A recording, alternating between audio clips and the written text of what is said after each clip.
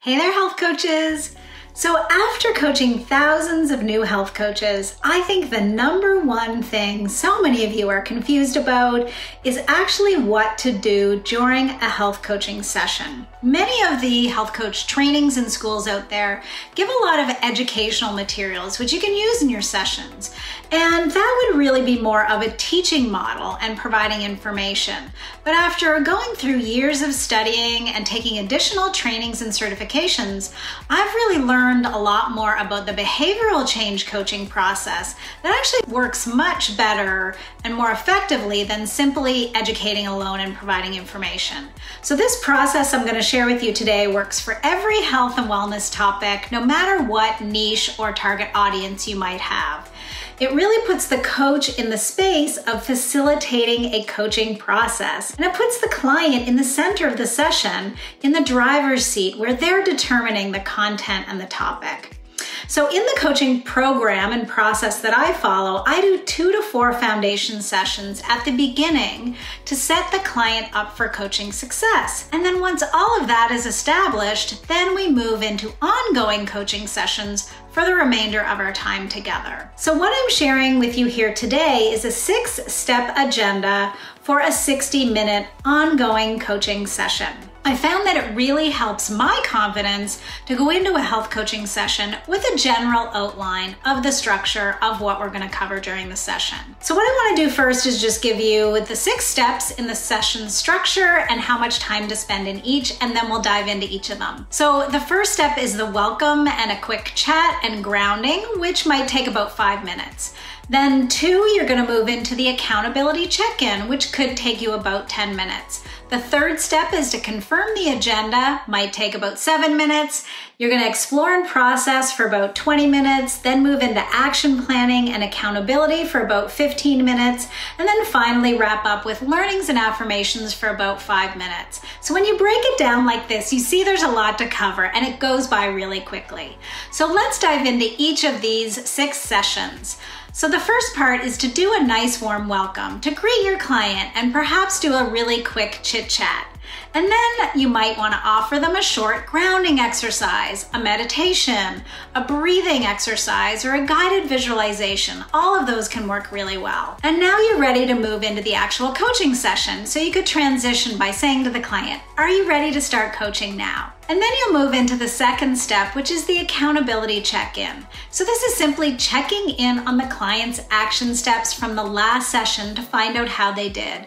You're celebrating wins and successes, acknowledging your client, and also finding out what didn't get done. What you do not want to do here is have this accountability check-in become the entire coaching session. This again is just a quick check-in. You do not want to start coaching around these topics yet. So I do have 2 other videos specifically on accountability if you're interested to learn more. So then you move into step 3, which is to identify the topic for today's session and really set the agenda. So what you want to ask your client, what would you like to focus on for today's session? What would you like coaching on today? What would be the most valuable for you to work on today?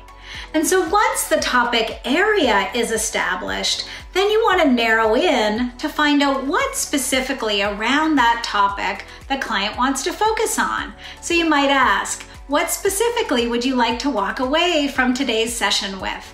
Or what specifically would you like to achieve today? Then you reflect back what you heard and make sure that you are both on the same page and in an agreement on the actual topic. So now the agenda has been set and you can start to explore and process this issue or challenge with your client. So I like to start exploring the current state. So you really want to find out what's currently happening with this issue or challenge with your client. So you might want to just ask, tell me a bit more about where you are currently with this. Maybe ask a scaling question on a scale of 1 to 10. Where are you right now with this? What are the impacts? How is this affecting you? Your health? What are you noticing? Are there any negative consequences or impacts on your life? Then we really invite the client to explore the future state. So if you were able to move through this, what would your desired outcome be? What would be possible for you? How would it feel to overcome this? What would it bring to your life? So it's all about the benefits, right? And then you want to explore with the client how they might get from the current state to the future state. So asking things like, have you ever overcome anything like this in the past?